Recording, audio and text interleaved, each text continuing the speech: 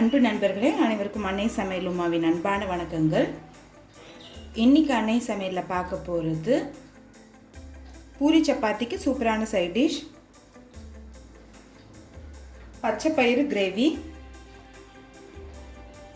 இந்த கிரேவி செய்கிறதுக்கு ரொம்ப சுலபமானதுங்க.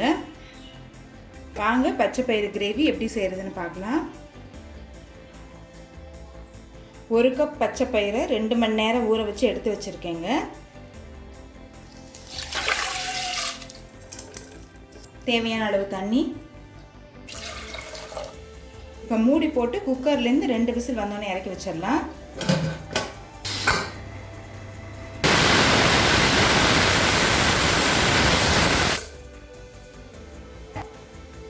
இப்போ பச்சை பயிறு வெந்துட்டு இருக்க நேரத்தில் நம்ம வெங்காயம் தக்காளியெல்லாம் வதக்க ஆரம்பிச்சிடலாம். தேவையான அளவு எண்ணெய், 2 பட்டை, 1 ஏலக்காய், 1 டீஸ்பூன் சோம்பு, 1 டீஸ்பூன் சீரகம்,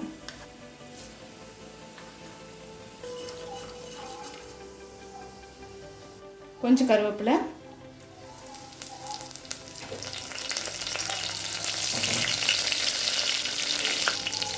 பொடியான இருக்குன்னு 2 வெங்காயத்தை சேர்த்துக்கலாம்.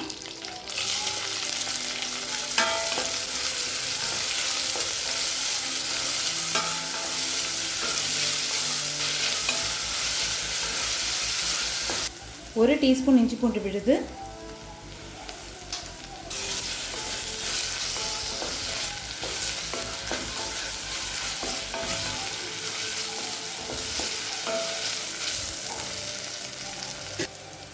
பொடியான நறுக்குன 2 தக்காளி,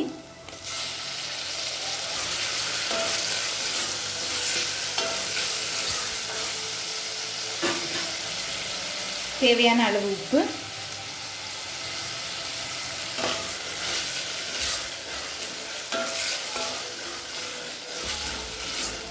தக்காளி நல்லா சாஃப்ட் ஆகிற வரைக்கும் வதக்கலாங்க. அடுத்தது கொஞ்சம் மஞ்சத்தூள், 1.5 டீஸ்பூன் மிளகாய்த்தூள்,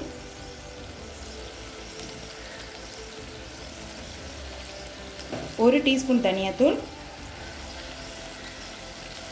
1/2 டீஸ்பூன் கரம் மசாலா.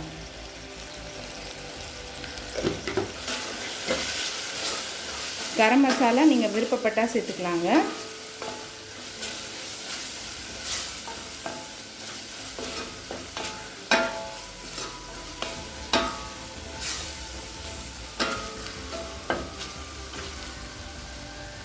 இப்போ மிளகாத்தூள் வாசனை போக 1 நிமிஷம் வரைக்கும் நல்லா வதக்கியாச்சுங்க.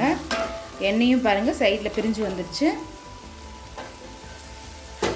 இது கூடவே 2 கப் தண்ணி சேர்த்துக்கலாம். பச்சைப்பயிறு வேக வச்ச தண்ணி இருக்குங்க, நான் அதையும் சேர்த்துக்கிறேன்.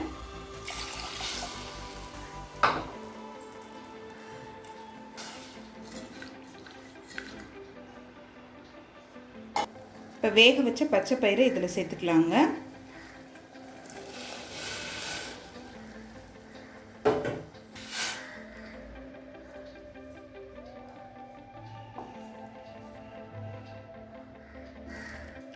இப்போ இது ஒரு மூடி போட்டு ஒரு 5 நிமிஷம் ஸ்லோலே வச்சிடலாங்க. 5 நிமிஷம் கழித்து பாருங்கள், கிரேவி நல்லா திக்காகிடுச்சு. இதுக்கு மேலே இருந்ததுன்னா பச்சை பயிறு குழஞ்சி போயிடும். கொஞ்சமாக கொத்தமல்லி சேர்த்துக்கலாம். தனியாக இருக்க மாதிரி தாங்க இருக்கும், இன்னும் ஆறின பிறகு திக்காகிடும். அதனால் இந்த கன்சிஸ்டன்சிலே எடுக்கிறது நல்லது. இப்போ பச்சை பயிறு கிரேவி ரெடி ஆகிடுச்சுங்க, சர்வ் பண்ணிடலாம். இப்போ சுவையான பச்சைப்பயிறு கிரேவி ரெடி ஆகிடுச்சு. ரெசிபியை ட்ரை பண்ணி பாருங்கள், கண்டிப்பாக உங்களுக்கே பிடிக்கும். ரெசிபி பிடிச்சிருந்ததுன்னா வீடியோவை லைக் பண்ணுங்கள், கமெண்ட் பண்ணுங்கள், ஷேர் பண்ணுங்கள். இது வரைக்கும் அன்னை சமையல் சேனலில் சப்ஸ்கிரைப் பண்ணலன்னா சப்ஸ்கிரைப் பண்ணுங்கள். தேங்க்யூ.